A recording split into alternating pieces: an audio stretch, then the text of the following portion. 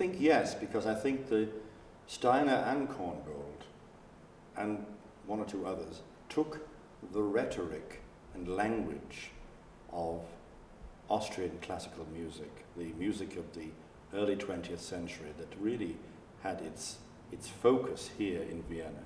They took it to Hollywood when, at a time when it had almost been expunged from the concert halls in Europe. You know, in the 20s, the musical language of Austrian composers, thanks to Schoenberg, was almost completely different.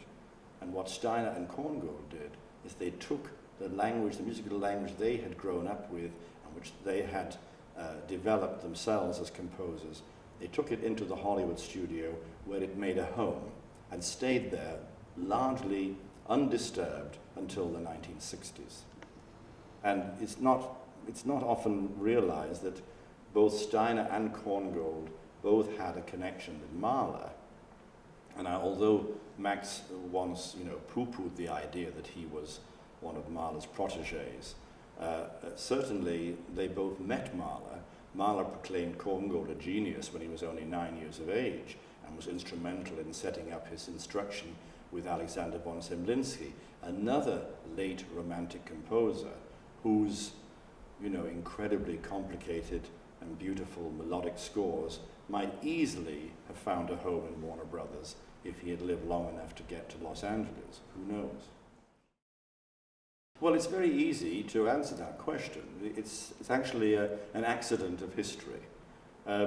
Just at the time when Steiner and Korngold really entered into their great composing period in Hollywood was the time of the Anschluss.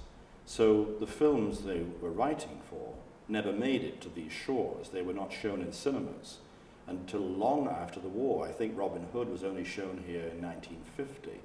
And because it was dubbed into German, they were not using the scores by Steiner and Korngold.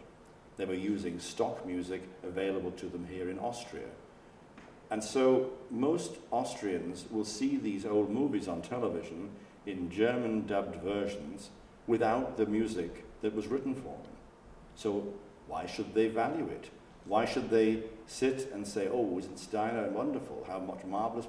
The only exception to that, of course, is Gone with the Wind. Because Gone with the Wind was a very carefully preserved product by Selznick and Metro-Goldwyn-Mayer.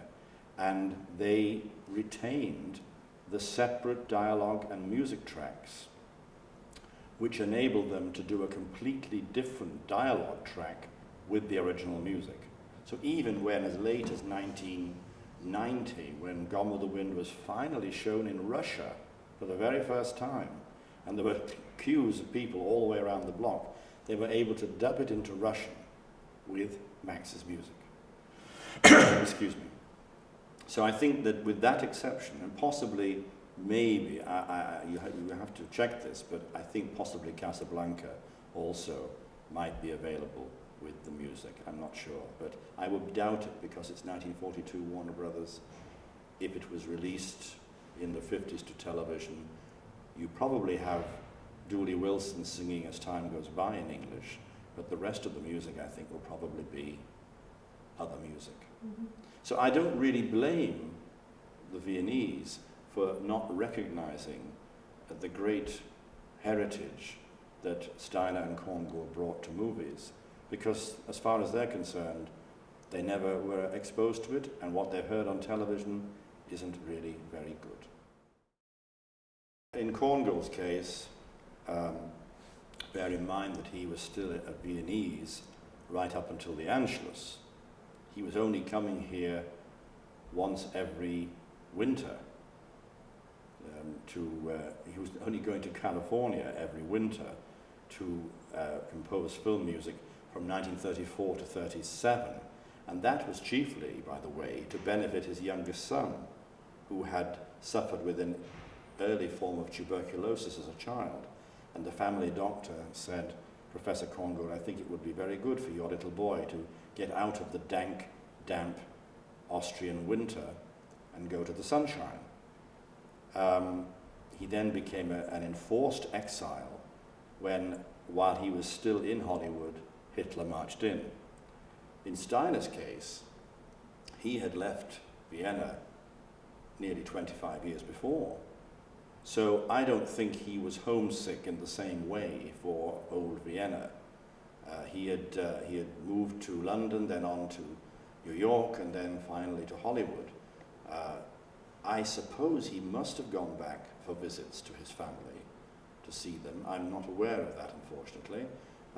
But nevertheless, he had made his home in the New World very much. And I'm sure he was very depressed when the Anschluss took place, and he was very concerned about his family and getting them out, and he succeeded in doing so. But I don't think it was the same for him. With Korngold, he was heartbroken and was longing to go back. You know, he would get very, very depressed. The longer the war went on, the more introspective he became. He would sit by the radio, listening to the news from Europe, wondering about all the friends he left behind here, most of whom he never saw again. And you know, as soon as it was okay to go back in 1947, he was making plans. Only his heart attack defeated him, and he had to postpone his visit to 1949. And then, of course, when he came back to a society that was largely indifferent to him, and he realized he could not really revive what had been.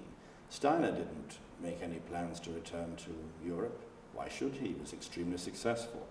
He was married to an American woman.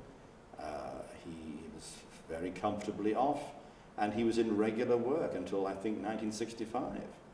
He was writing scores every year. So, and he worked in television, which Korngold never did. You know, he transferred as the decline of putting large-scale film music scores to motion pictures came about, he simply moved into the TV studios, scoring many television series, and very well too.